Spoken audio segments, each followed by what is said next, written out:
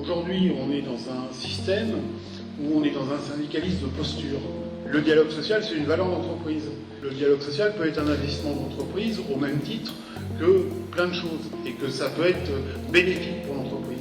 Nous, notre objectif, c'est effectivement de se revaloriser par une chose importante qui est notre cœur de métier, c'est de bien faire notre boulot. Et pour bien faire notre boulot, il faut de la mémoire d'entreprise. Et pour constituer de la mémoire d'entreprise, il faut fidéliser les salariés. Et pour fidéliser les salariés, il faut leur offrir des conditions extrêmement respectables. Aujourd'hui, on a une opportunité formidable.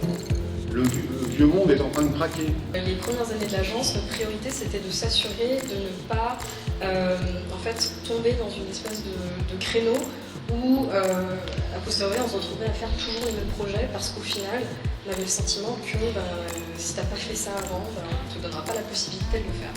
Nous quand on a monté l'agence, on a toujours attendu ce moment et faire du travail vraiment alimentaire.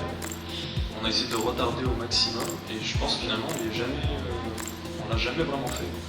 On a très vite compris qu'avoir accès à la commande publique, tout le monde, je pense que les jeunes agences, on commence, on a envie de répondre à des marchés publics. Et finalement, on a très vite compris que en fait, c'était pas pour nous. Si on veut avoir des valeurs de gestion collective des entreprises, il faut qu'on commence à penser collectif. En 1949, il y avait 75% des salariés qui étaient syndiqués.